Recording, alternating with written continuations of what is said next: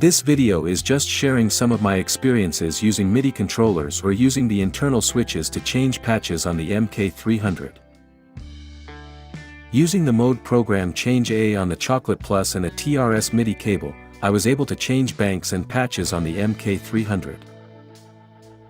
Using the mode program Change A on the Chocolate Plus and a USB-C cable, I was able to change banks and patches on the MK-300.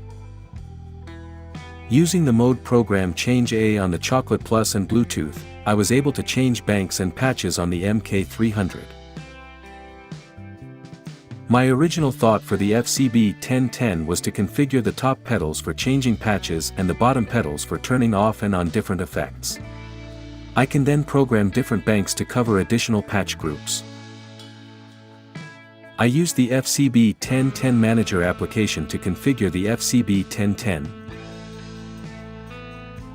Though the application might look a little confusing, it is easy to use, and the application has good notes to help you transmit your configuration to the pedal.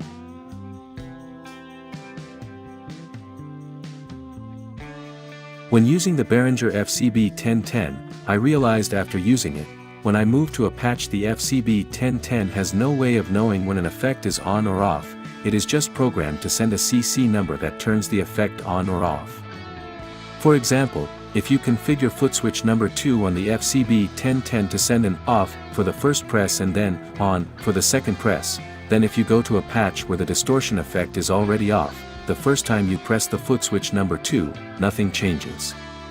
You would then press it again to turn the distortion effect on. As far as I know, there is no CC command that toggles to the opposite state. This is not a big issue if just practicing, but I'm not sure it would be practical in a live situation.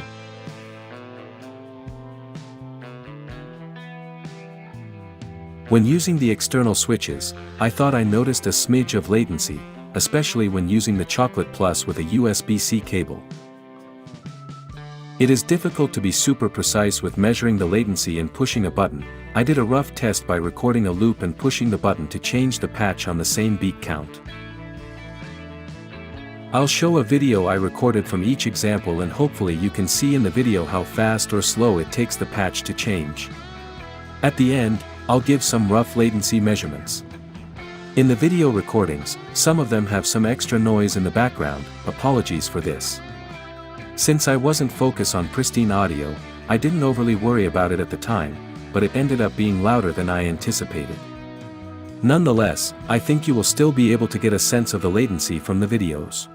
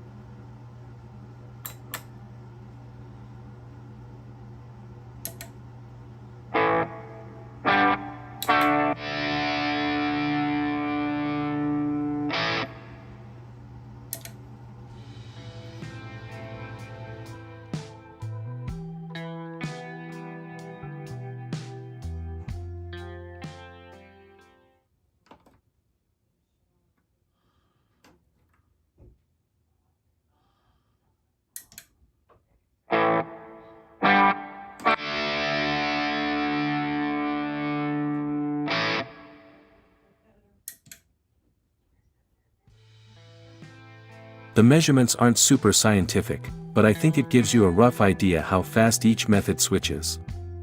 You can see the internal foot switch, the FCB 1010 and the Chocolate Plus via a MIDI cable were roughly in the same ballpark, but the Chocolate Plus connected via Bluetooth or USB-C had 4 times as much latency as the other methods.